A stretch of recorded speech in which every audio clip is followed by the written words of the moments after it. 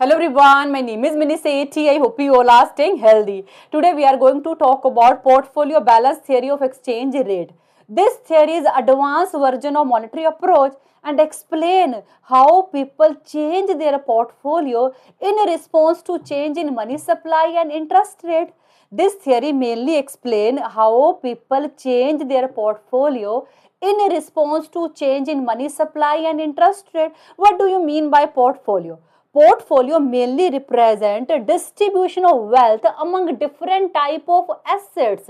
Different type of assets means how much money you will hold as a cash or deposit in bank, how many domestic bonds you buy and how many foreign bond you buy. So portfolio represent distribution of wealth among different type of assets in order to balance your risk and return, and how much money you will invest in foreign bond and how much money you will invest on domestic bond. It all depend on domestic interest rate and foreign interest rate.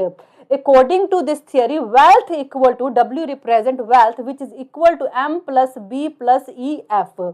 M is a domestic money supply which include cash or deposit. F represent foreign bond which is held by domestic resident, and E represent nominal exchange rate, that means price of foreign currency in unit of domestic currency, and B represent domestic bond which is held by resident. Allocation of wealth depend on interest rate. R domestic interest rate, R star foreign interest rate.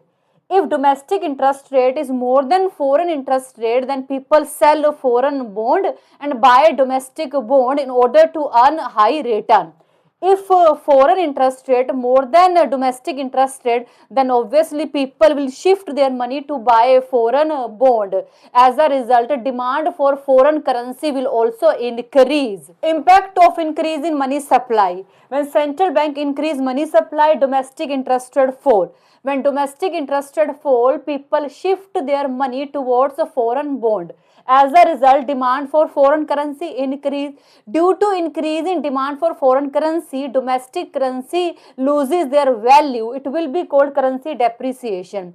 Because of currency depreciation, our export become cheaper and import become expensive. That's why export increase, import fall. It will lead to trade surplus, and trade surplus eventually become cause of currency appreciation. It will push exchange rate towards equilibrium.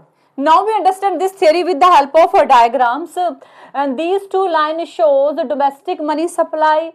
This one represent domestic money demand, initial interest rate, initial equilibrium. Now suppose central bank increase money supply MS to MS1.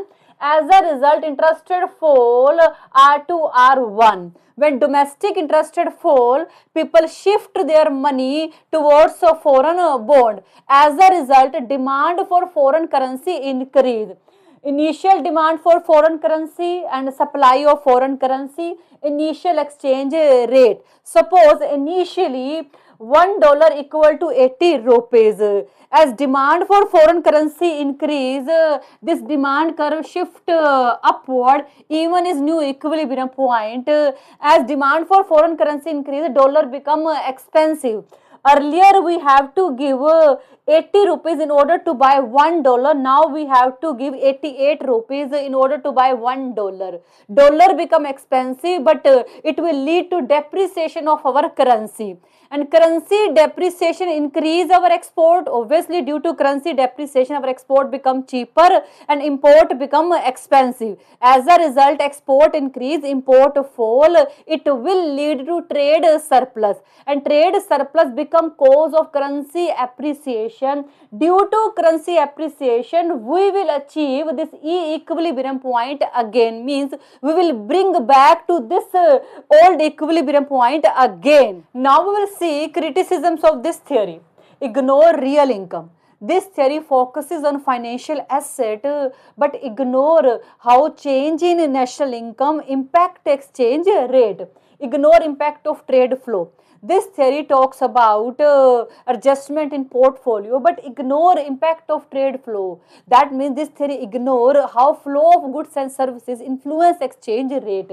This theory doesn't fully account for future expectation of change in interest rate. This theory have lack of empirical evidence. That means there are limited proof this theory actually work in real life. So this is all about today's video. I think you got it, and thank you so much for watching this video. Bye, take care.